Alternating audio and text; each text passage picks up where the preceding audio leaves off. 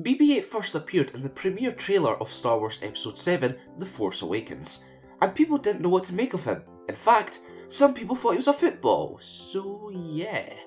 But when the film came out, it became clear he was just the cutest, coolest, funniest little droid ever. And when he used his lighter as a thumbs up, if that doesn't make him the best thing ever, then I don't know what will. Though we still love R2-D2, it seems he has been somewhat replaced, and BB-8 is definitely going to carry the Star Wars series into the future alongside some of the new characters. With that being said, let's look at the must-know facts about BB-8. Let's look at the top 10. Number 10. It's a girl. Maybe? BB-8's a droid, obviously, but does it have a gender? Well, throughout the entire intro I called it a he, so it better have a gender. Though it is heavily debated between fans, and even some cast members don't know the answer, most of those involved with The Force Awakens consider the droid a male. Originally, J.J. Abrams wanted to make BB-8 a she since there hasn't been a major female droid in the Star Wars universe. However, Neil Scanlon, the head of Episode VII's Creature Shop, said the following: BB-8 was female in our eyes, and then she became male, and that's all part of the evolution, not only visually, but in the way they move, how they hold themselves. So, it's safe to say BB-8 is a male. Number 9. The human side of BB-8. The next fact actually further establishes the idea that the droid is a male. This is because BB-8 was voiced by two men, Bill Hader and Ben Schwartz. To be more accurate, Bill and Ben, the Flowerpot men, are credited as voice consultants. It is believed that Schwartz tried for a couple of years giving the droid a voice. Though it was definitely getting there, it didn't sound completely right. To combat the issue, Hader was brought in, and he described how they achieved the end product. JJ messing around with the sound effect app on his iPad that was attached to a talk box operated by me. It looked ridiculous, but it made BB-8's voice.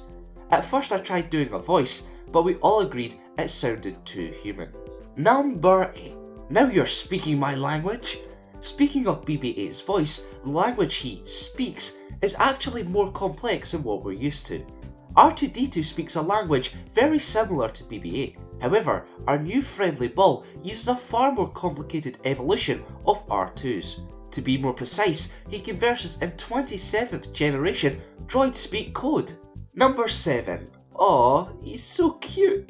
There's no denying that BB-8 is cute. I mean, look at that face. Look at it! The designers intentionally made the droid cute so that he would be unique and also connect with the audience at the same time. However, the creators have hinted that BB-8 is well aware of how cute he is, actually using it to his advantage. In addition, he has been described as being manipulative, using his personality in certain situations, only when it is necessary. So next time BB-8 looks at one of the main characters with his puppy dog eyes, or eye, I guess, they should just ignore him. Somehow. Number 6. Incredible loyalty. Watching The Force Awakens, we all clearly see BB-8 is very loyal to his master, Poe Dameron. He travels miles across a desert alone and then ventures across the galaxy to complete his master's task. That's pretty hardcore. There is more to his loyalty though. A strong loyalty sub-program was created due to the droid's experiences. It's so strong that it cannot be overwritten, meaning he will never join the dark side. Ba-dum-dum.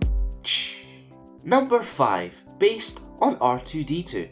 He does seem like the new R2-D2, but what you may not know is that BB-8 partially comes from unused sketches for R2.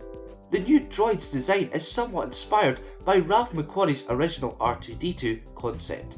McQuarrie said this about the first design: I think R2 was just described as a small robot. I thought of him as running on a giant ball bearing, just a sphere, a circle, wheel-like. He had gyros so he could go in any direction on this ball. Number 4. JJ's sketch. The previous fact stated BB-8 was only somewhat based off an old R2 concept, because Episode VII's director actually came up with the design we all know and love. He drew the droid on a napkin and it was very basic. It just had one small ball resting on another larger one, but the main concept was there. Abrams has actually spoke about his drawing. It was a very simple sketch, beautiful in its simplicity, of a ball with this little dome on top.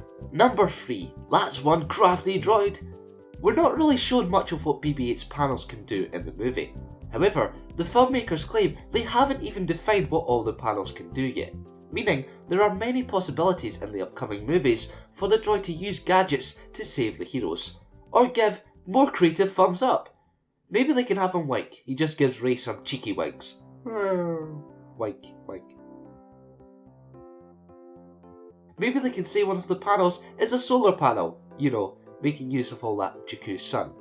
Anyone? Anyone? No? Okay. What we do know for certain is that BB-8 has 6 circular swappable tool bay discs, all of which can be easily replaced. In addition, they can be upgraded with minimal programming.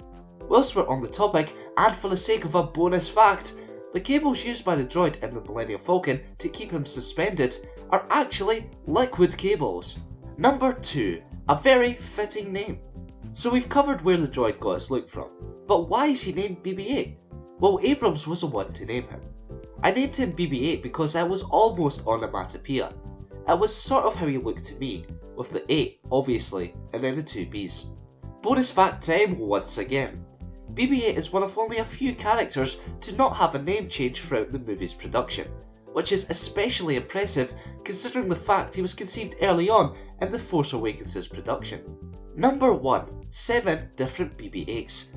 There were 6 different BB-8s created for the filming of Episode VII, and a further one was built for press appearances and so on. Most of the droids were given a nickname which described their role perfectly. Firstly, we have Wiggle, which was not mobile but it could twist and turn on the spot, plus it was great for close-ups.